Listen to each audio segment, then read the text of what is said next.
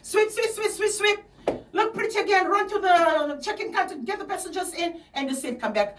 Never complain. Every time in my heart, imagine for 2.5 years I was doing that. I became like that person hanging around. To the extent, if I have to go on my own, I'd rather tag along with him. If we have to check into the hotel and you get an airline discount and say, okay, what is the position? I will look to my husband. Because if it's my position, I don't know what to write. I don't have any position. I don't have any name to myself. I'm like, not like there, not there. You know, like that kind of thing. I'm sharing this because you may be going through the same thing. God is provoking. You know, sometimes when we pray and we fast and when we go through those kind of time, you know, the tendency to turn to him and say, you know, why me? After all these things, I've been obedient to you. I've been doing these things to you. And why these things happening to me? A lot of people, they do that. You know, that's natural. Because you just go back to him and say, how dare you allow this to me? Lord, it's so painful. But for me, it was a humbling moment. It was the process. I just embrace it and I flow with it. And to a time, one of the general managers called me and said, right, can you come and fix this? And I walked into this office. There was this 2 box full of customer complaints. Can you find a desk, take those 2 boxes and respond to those complaints, and I will be the one signing. So indirectly speaking, you still don't exist. You come do everything, do all the findings, do all the whatever fact finding that you have to get. Do the letter right down to the signature. Somebody else is signing it. So you become the ghost in between.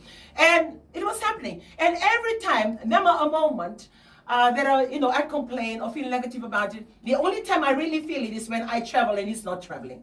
Or if I have to go into a place and you feel in a position and you say to yourself, okay, who am I? I don't have a position. Like you're sitting there.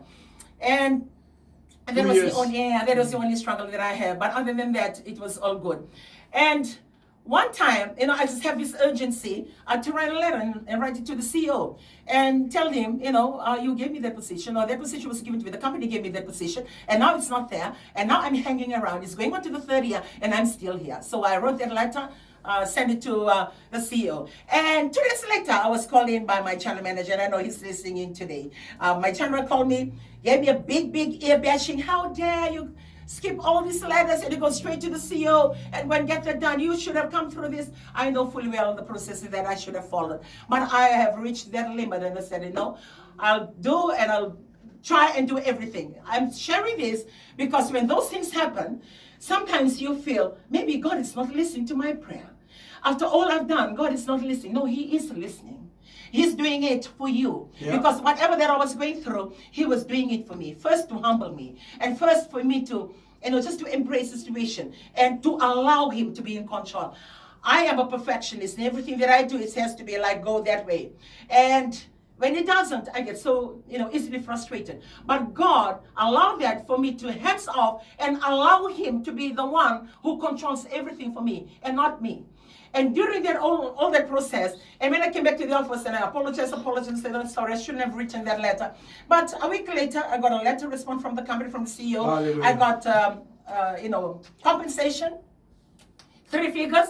I got compensation, and I receive extra free tickets and said, okay, fine. So I take whatever comes, I embrace it. And come the time when I go into this position, I have only 3 years contract. And when I signed, I was reminded, remember, after 3 years, you don't have a job in the airline. Mm-hmm. And I said, I'm good. The reason why I want to come to that job, because 3 years, the company will tell me, we no longer need your service, you can exit. I want the company to tell me. Because I want the company to provoke me to know where's my potential. Because I believe in my heart, for that 3 years, in my heart, I've already desired to come and help Him with the work of God. So other than me resigning on my own accord, I want the company to tell me, your contract is finished, you go. And that's the way I went that way. And right to the end of this contract, then they wanted another department. They started another department.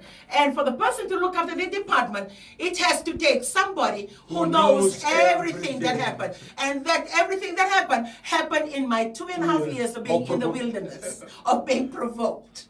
So whatever you're going through right now, no matter how bad it is, you are crying, and you're fasting like I did. I was praying, I was fasting, I was calling on his name. Nothing seemed to happen, but he was indirectly trying to tell me, you need to go through this. So whatever you're going through this morning, up until today, embrace yourself and tell yourself that God is allowing all these things to happen to me because he's got another greater calling